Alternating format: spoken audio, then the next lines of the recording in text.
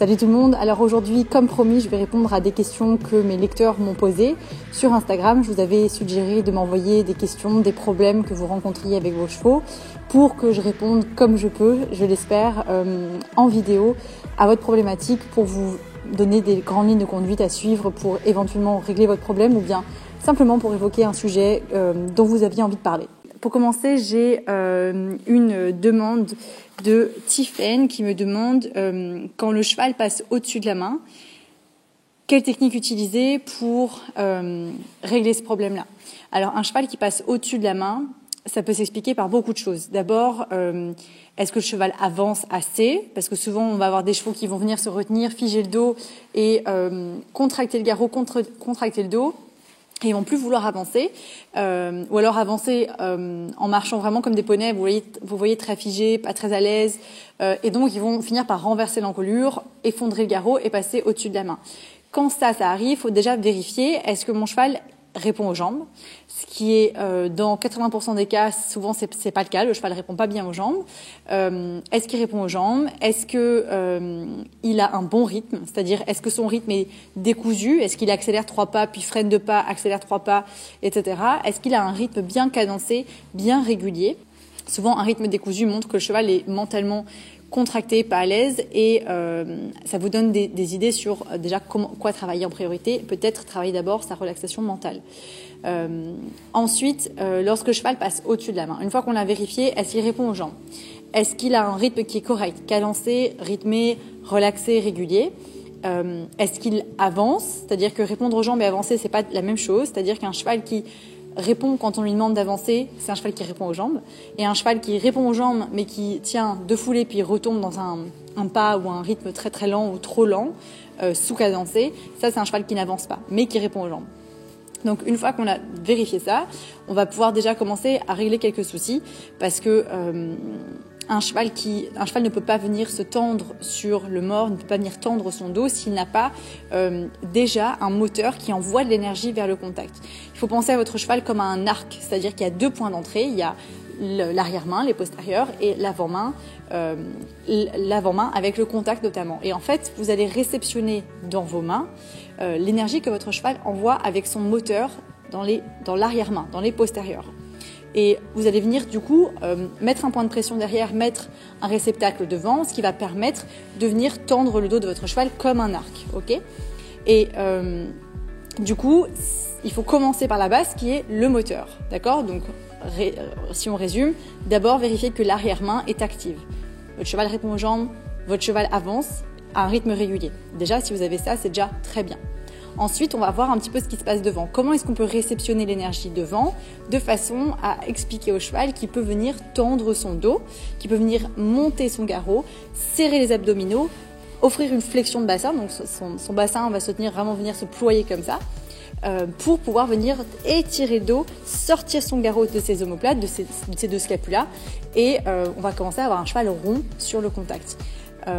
Pour avoir ça devant, il faut vérifier que le cheval comprend le mors. Est-ce que le cheval suit votre contact ou bien est-ce que votre cheval ne suit pas votre mors? C'est-à-dire que partout où votre mors va, votre cheval doit avoir envie de suivre ce mors-là, d'accord?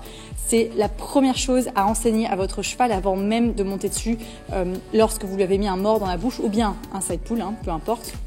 Et alors, vous allez mettre ce mors-là et au sol, vous allez apprendre à votre cheval à donner une flexion à droite, donner une flexion à gauche, lever sa tête, baisser sa tête et à suivre la main du cavalier à l'arrêt et ensuite à l'épaule, au pas, au trot.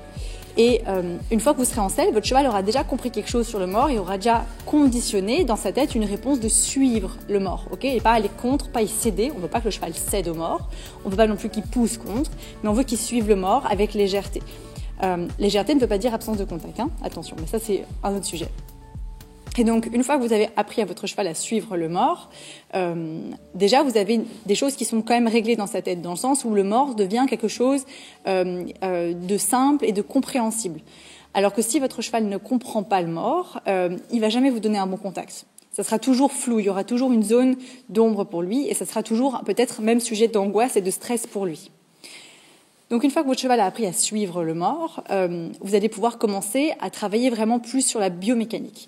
Et vous allez commencer, par exemple, à enseigner à votre cheval plusieurs concepts. Alors si le cheval passe au-dessus de la main, il y a deux concepts que j'aime bien utiliser. C'est le jeu du contact, le game of contact de Linda Parelli, qui est plus ou moins similaire à ce qu'on trouve dans l'école de GRT qu'on appelle l'action-réaction. Ça se ressemble quand même assez fort. Ce travail consiste à apprendre à votre cheval à venir chercher le contact vers l'avant en mettant une pression, en levant vos mains vers le haut, en mettant une petite résistance vers le haut. Et dès que votre cheval commence à se dire « Ah, ça commence à m'agacer cette pression vers le haut », il va venir chercher, il va venir pousser un peu vers l'avant le contact.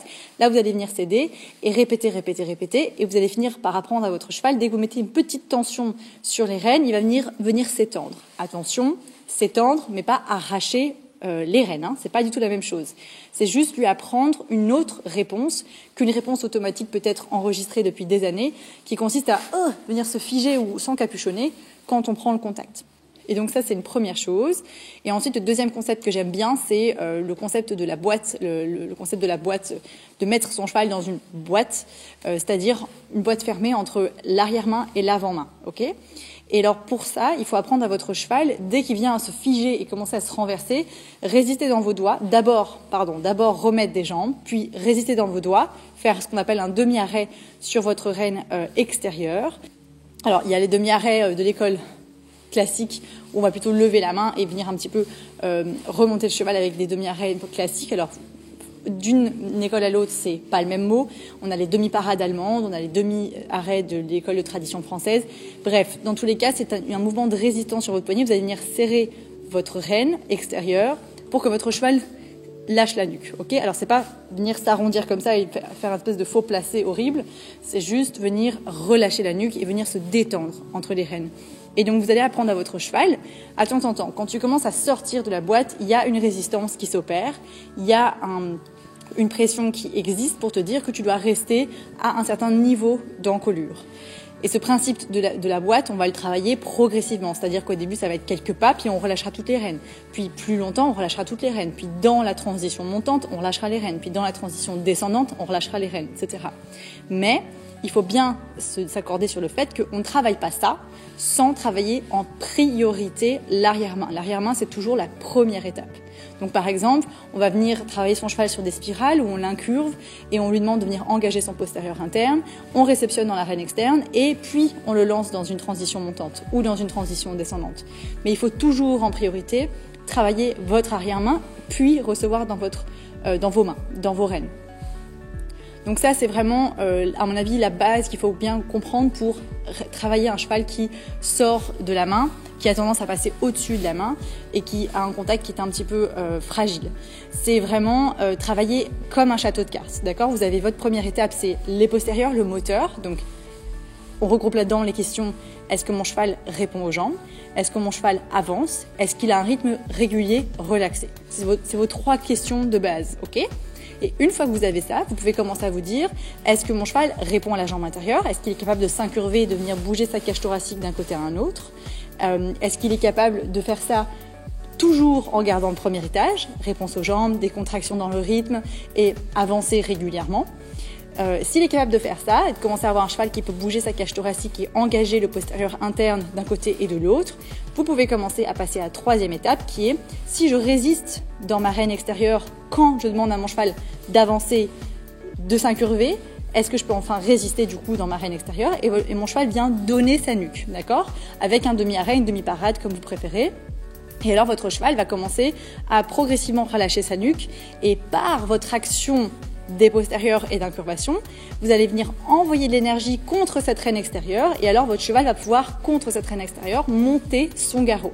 Et c'est là qu'on arrive du coup à un travail un peu intéressant où le cheval gaine les abdominaux et vient monter son dos, d'accord ? Et relâcher les tensions dans la nuque pour avoir un cheval qui se protège. Alors, il n'y a pas de... Je refuse de vous donner des exercices concrets dans cette vidéo-là parce que tout ça, c'est un ensemble, d'accord ? Il n'y a pas un exercice que je vais vous donner parce que je ne sais pas quel est le problème de votre cheval et je ne veux pas vous donner des exercices qui vont vous induire en erreur. J'espère que cette vidéo vous aura été un peu utile quand même si je vous donne pas un exercice étape par étape. Si vous avez envie de voir des exercices de ce type-là, vous pouvez aller vous inscrire sur la plateforme de Tacroom que j'ai créée avec d'autres personnes, avec plein de professionnels passionnés par le respect du cheval, par l'entraînement du cheval dans le respect.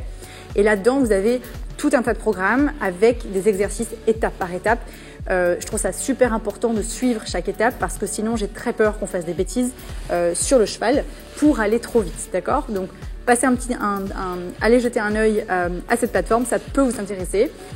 Sinon, pensez bien à chaque étape, au château de cartes et qu'il est indispensable de toujours penser à la première étape et de ne pas avoir peur de régresser temporairement pour avancer plus vite avec votre cheval.